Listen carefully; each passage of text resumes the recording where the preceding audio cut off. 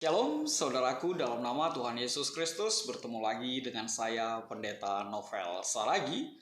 Firman Tuhan yang menyapa kita di Minggu Paskah ini tertulis dalam Lukas pasal yang ke-24, ayatnya yang pertama sampai ayatnya yang ke-12. Namun ada baiknya kita bersatu dulu di dalam doa. Kita berdoa. Bapa di dalam sorga, terima kasih Tuhan buat waktu yang indah yang Kau beri bagi setiap kami. Terima kasih Tuhan penyertaan-Mu di sepanjang kehidupan kami. Bahkan anugerah-Mu yang begitu luar biasa. Engkau mengalahkan kematian itu, Engkau bangkit. Menjadikan kami memiliki Tuhan yang hidup, bukan Tuhan yang mati. Tuhan, ini kerinduan kami. Dengar-dengaran akan firman-Mu. Maka berfirmanlah Engkau Tuhan. Sebab kami siap untuk menerimanya. Amin. Shalom, saudaraku yang diberkati dalam nama Tuhan Yesus Kristus. Seperti yang saya sebut tadi, bahwa khotbah di Paskah ini tertulis dalam Lukas pasal yang ke-24, ayatnya yang pertama sampai ayatnya yang ke-12. Begini firman Tuhan.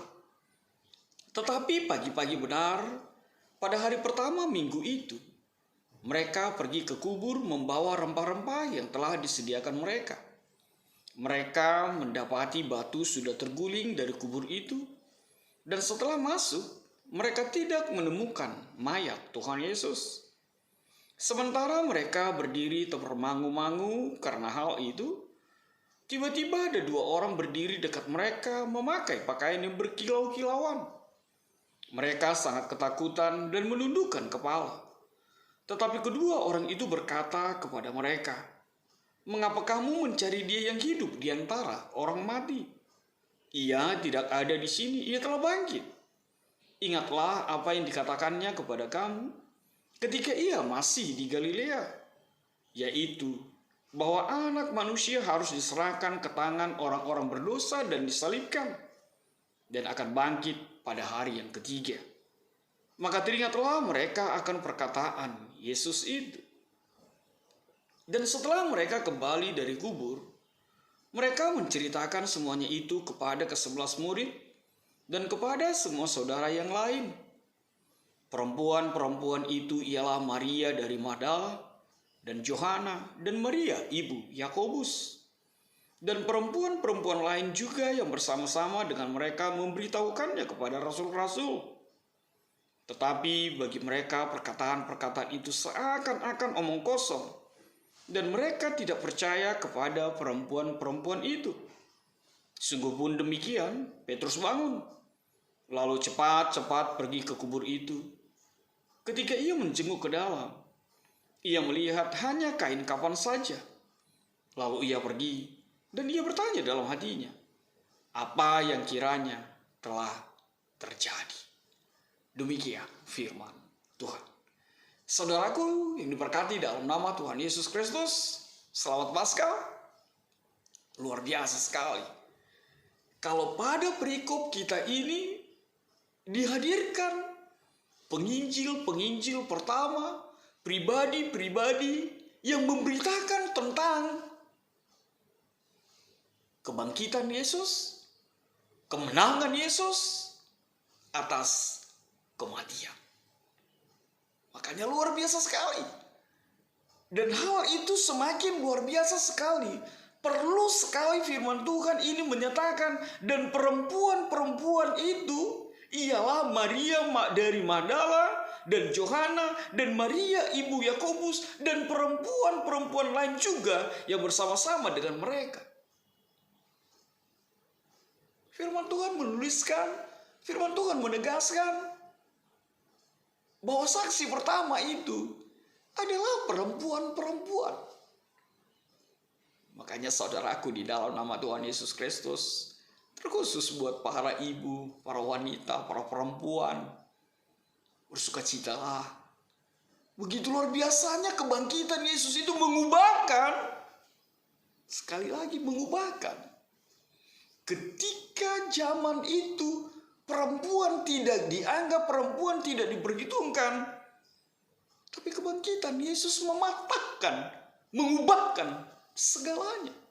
Bahkan penting sekali dikatakan, perempuan-perempuan itu adalah disebutkan nama-nama perempuan itu sendiri. Makanya berbahagialah, banggalah menjadi perempuan. Kalaupun ada dibilang apa itu gereja, selalu itu dipenuhi oleh kaum perempuan. Di mana seksi bapaknya, wajarlah. Sebab perempuan-perempuan begitu nyata, dinyatakan di dalam sebuah pengalaman iman yang luar biasa. Bahkan berbicara tentang kebangkitan Yesus itu. Saya jadi teringat. Ada suara perempuan ternyata yang mengusik kita di kejadian terakhir ini, di demo yang baru selesai terjadi kemarin. Ada suara perempuan yang memprovokasi. Dan memang mungkin itu juga mau diingatkan kembali, mau diubahkan kembali untuk setiap perempuan ketika Anda menjadi pendengar kebenaran firman Tuhan ini. Sehingga tidak lagi terjadi apa yang disampaikan oleh perempuan-perempuan itu kepada para murid. Dan orang lain menganggap bahwa perkataan-perkataan itu seakan-akan omong kosong. Memang salah satu faktornya adalah mungkin suka kita berbicara atau menyampaikan sesuatu yang tidak benar. Atau terlalu gampang sekali kita untuk menyatakan sesuatu, menyampaikan sesuatu, dan begitu bangga sekali kita mendapatkan informasi yang tidak jelas, lalu kita menjadi penebar-penebar berita. Apa yang disebut hoax? Apa yang disebut hoax? Dan akhirnya membuat orang tidak percaya atau seakan-akan itu adalah omong kosong, leros. Itu adalah sesuatu yang nonsen, itu sesuatu yang tong kosong, nyaring bunyinya. Ini menjadi refleksi dalam kehidupan kita. Terkhusus barangkali buat perempuan-perempuan ya. Di satu sisi kebanggaan menjadi pemberita pertama, di satu sisi ingin mengkritisi kenapa orang tidak percaya. Walaupun memang kalau kita kembali kepada topik ini, yang sebenarnya adalah mereka, para murid tidak percaya bahwa Yesus bangkit, bahwa Yesus mengalahkan kematian itu sendiri. Saudaraku, di dalam nama Tuhan Yesus Kristus, firman Tuhan ini menjejali kita dengan sebuah kenyataan bahwa benar Yesus itu sudah bangkit, Yesus itu mengalahkan kematian. Sehingga penting sekali disebut siapa yang menjadi saksinya. Maria dari Magdala, Yohana, dan Maria ibu Yakobus, bahkan Petrus yang lalu bangun, lalu cepat-cepat pergi ke kubur itu.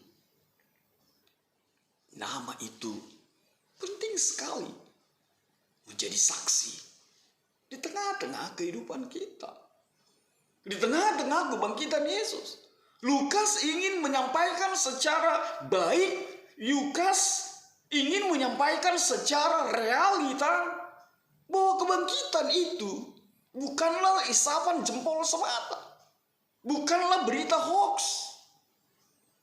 Tapi sebuah kenyataan bahwa benar Yesusmu, Yesus kita sudah bangkit. Amin. Saudaraku, di dalam nama Tuhan Yesus Kristus, hal yang luar biasa dilakukan oleh perempuan-perempuan itu. Sekali lagi, perempuan-perempuan itu jangan gimana dulu ya, yang laki-laki, dan jangan pengen jadi perempuan ya. Walaupun firman Tuhan menyatakan perempuan-perempuan itu menjadi saksinya, orang pribadi yang pertama mengetahui situasi itu. Lihatlah keluar biasaan perempuan-perempuan yang dikasihi Tuhan Yesus dan mengasihi Yesus itu dikatakan pagi-pagi sekali pada hari pertama minggu itu mereka pergi ke kubur pagi-pagi sekali. Dan semua kitab Injil mengatakan itu. bahwa perempuan-perempuan itu pergi pagi-pagi sekali. Dan itu menegur kita saat ini.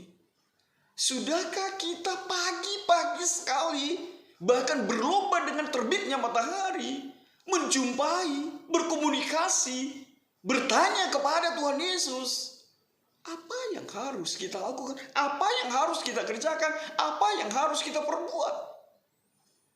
Bahkan semakin luar biasa sekali, mereka telah menyediakan, mereka telah membawa rempah-rempah itu, mereka sudah mempersiapkannya. Mereka ingin meminyaki mayat Tuhan Yesus. Yang saya mau garis bawahi, pagi-pagi sekali, mari kita mengingat apa kebiasaan kita pagi-pagi sekali. Buka handphone, lihat TikTok, atau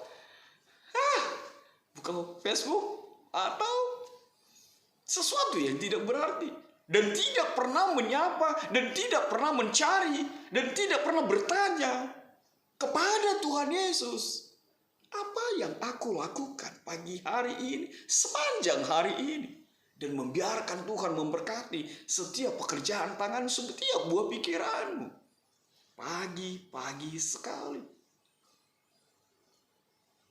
Walaupun yang bisa kita lihat yang berikut dalam firman Tuhan ini, mereka tidak menemukan mayat Tuhan Yesus di sana, karena batu juga sudah terguling. Saudaraku, dalam nama Tuhan Yesus Kristus, itulah kekuatan Paskah itu.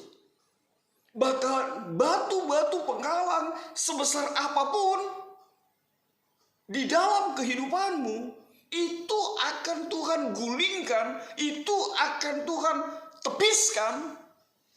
Seperti anak muda bilang, skip aja. Menjadi kekuatan bagimu untuk melihat jauh ke depan, akan masa depanmu, akan kehidupanmu.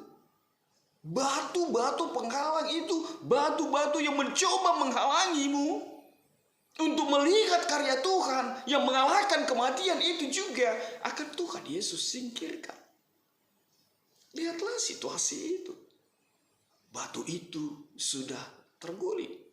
Dan batu itu diperhitungkan tidak mungkin digulingkan orang lebih kurang dari 10 orang.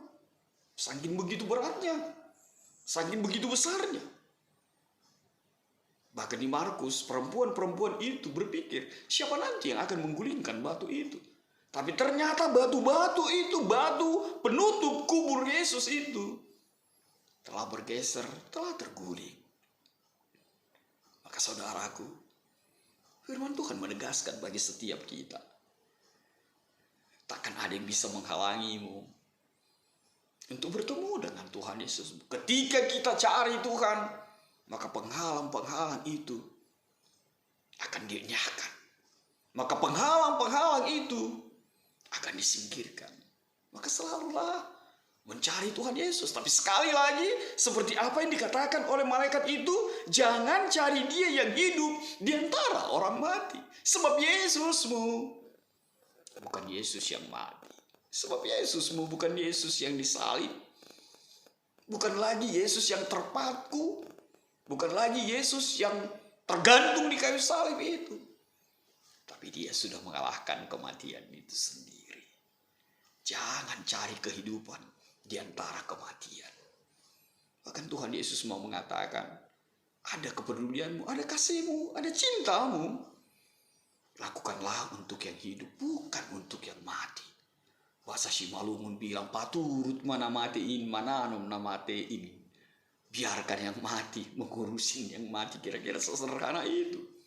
Sebab banyak juga kita yang lebih mengurusi, sebab banyak lagi di antara kita yang masih lebih peduli dengan mayat, dengan bangkai, dengan kuburan, daripada orang-orang yang hidup, daripada peduli dengan keprihatinan di tengah-tengah kehidupan kita. Kalau sampailah dana kas diakoni tidak ada, kalau sampailah diakonia di tengah-tengah gereja tidak menjadi sebuah kegiatan yang utama, Lalu di mana kepedulian itu? Lalu di mana empati itu? Kalau kita hanya selalu bicara tentang beribadah, memuji Tuhan, datang ke gereja, berbondong-bondong, berduyun-duyun. Tapi kita tidak peduli dengan orang-orang yang termarginalkan, yang terpinggirkan dalam kehidupan kita. Bahkan sampai-sampai mengatakan tidak ada dana. Untuk itu tidak ada sesuatu yang bisa kita bagikan, menunjukkan kepedulian kepada orang lain. Yesus menangis, saudaraku. Saudara yang diberkati dalam nama Tuhan Yesus Kristus. Lalu apa yang berikut yang bisa kita lihat di dalam kebenaran firman Tuhan itu? Dikatakan, ia tidak ada di sini, ia telah bangkit. Dan benarlah, Yesus itu telah bangkit. Bahkan dikatakan, ingatlah apa yang dikatakannya kepadamu ketika ia masih di Galilea. Saudaraku, dalam nama Tuhan Yesus Kristus, firman Tuhan mau mengatakan, ingatlah apa yang pernah dikatakan Tuhan Yesus. Ingatlah segala sesuatu yang pernah difirmankan Tuhan di dalam kehidupanmu. Bahkan ketika kemelut, bahkan ketika pergumulan, bahkan ketika ketakutan, bahkan ketika kesedihan ada di dalam pikiranmu, selalulah ingat akan firman Tuhan Yesus. Makanya malaikat itu mengatakan, ingatlah apa yang dikatakannya. Ketika dia sedang, ketika kalian, saudara-saudara masih bersamanya di Galilea.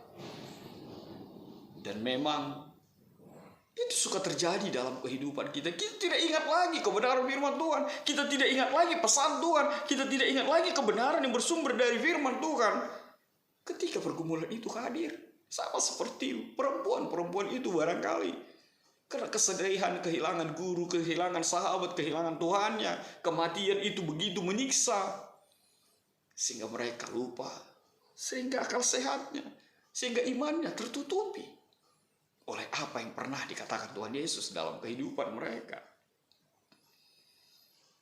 Saudaraku, firman Tuhan nyata.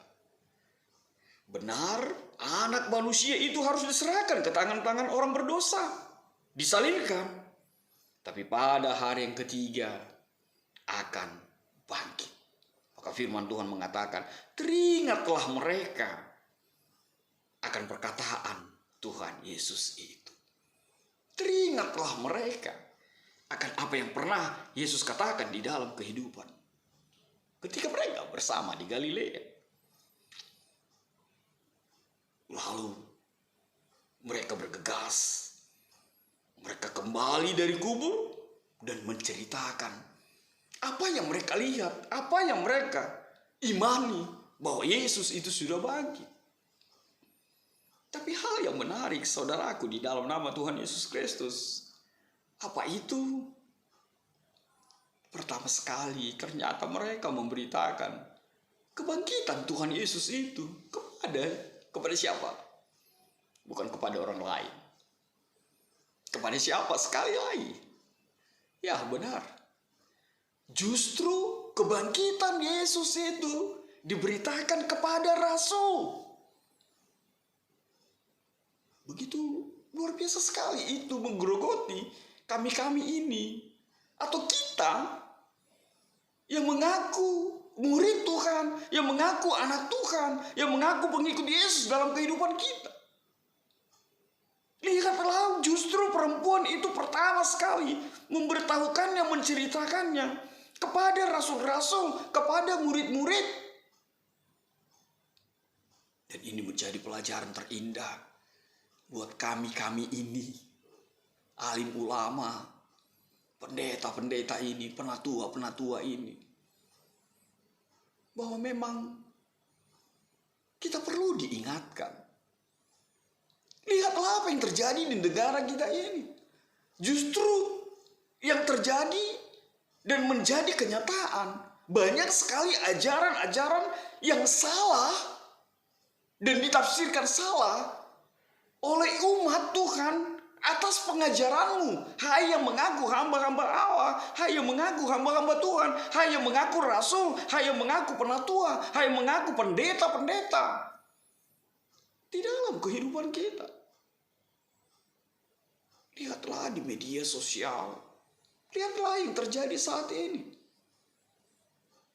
Alim ulama Ya, kalaupun kita bicara tentang oknum, tapi itu kenyataan yang tidak bisa dibantahkan. Masakan ia orang yang taat beribadah, rajin beribadah, justru menjadi pelaku provokasi, justru menjadi provokator, justru menjadi penerjemah firman Tuhan yang salah. Justru mengatasnamakan nama Tuhannya, menyakiti, membunuh, merusak, memporak-porandakan situasi di tengah-tengah kehidupannya. Lihat sekali lagi, saya perlu menegaskannya. Yang pertama sekali ditegur, yang pertama sekali diinjili, yang pertama sekali diceritakan rasul-rasul. Maka saudaraku, kita semua yang mengaku hamba Tuhan, kadang memang perlu kita diingatkan. Makanya jangan takut, jangan benci dengan teguran, dengan sesuatu yang diingatkan oleh jemaatmu kepadamu. Mungkin cara berdoamu, mungkin bahasamu. Gak usahlah bahasa begini, pakailah bahasa yang lebih rohani. Ubahlah sikapmu. Itu adalah sebuah kekuatan yang bertonton, sebuah kekuatan yang mengubahkanmu untuk menjadi lebih lagi sebagai hamba Tuhan yang diberkati dalam kehidupanmu. Para rasul yang pertama ditegur. Gimana? Berat sekali? Gak apa-apalah kalau itu berat. Saya juga dikuliti dengan firman Tuhan ini, tapi tak mengapa gitu ya. Sebab khotbah itu seperti cermin. Yang pertama sekali memantulkan, yang pertama sekali menegur si pengkhotbah. Lalu saudaraku, di dalam firman Tuhan Yesus dikatakan mendengar hal itu, banyak orang yang tidak percaya dan mengatakan itu omong kosong. Tapi apa yang terjadi dalam kehidupan Petrus? Ya, kita tahu Petrus seperti apa sifatnya, karakternya. Dia mendengar firman Tuhan itu, dia mendengar cerita itu, dia bangun, lalu cepat-cepat pergi ke kubur itu dan melihat ke dalam, dan dia hanya melihat kain kafan saja. Tapi lagi-lagi yang mengaku rasul itu masih juga bertanya, apa yang kiranya telah terjadi? Lihatlah, Petrus itu rasul. Kalau sekarang Petrus itu adalah hamba Tuhan. Kalau sekarang Petrus itu adalah hamba Allah, penatua, pendeta. Masih juga dia bertanya dalam hatinya, apa yang kiranya telah terjadi? Saudaraku, mari ingatkan keimananmu akan perkataan Tuhan Yesus, akan apa yang selalu bersamamu menjalani kehidupanmu. Yesusmu yang selalu setia, Yesusmu yang selalu berfirman, yang selalu berkata bahwa apa yang dilakukannya, bahwa apa yang dinyatakannya akan menjadi sebuah kenyataan yang pasti. Maka saudaraku, jangan pernah meragukannya, jangan pernah bertanya lagi. Percaya saja bahwa Yesus sudah bangkit dan mengalahkan kematian itu sendiri. Saksinya jelas, situasinya jelas, keadaannya jelas. Yesus sudah bangkit. Lalu apa yang bisa kita lihat? Menjadi refleksi buat kita saat ini. Pertama sekali, saya mau menyapa perempuan-perempuan yang diberkati Tuhan Yesus Kristus. Jadilah perempuan-perempuan yang hebat. Jangan merasa kerdil, jangan merasa lemah, jangan merasa tidak dianggap dalam kehidupan ini. Bagi Tuhan Yesus engkau begitu berharga. Bagi Tuhan Yesus engkau diberkati. Kalau saat ini engkau sedang di dalam pergumulan, engkau sedang di dalam situasi yang mungkin tidak engkau sukai, tapi percayalah, Tuhan Yesus memakaimu menjadi saksi. Lalu yang kedua, berhentilah menyuarakan, memberitakan berita yang tidak benar, berita hoax, agar tidak banyak orang yang terluka lagi, agar tidak banyak lagi situasi yang semakin amburadul.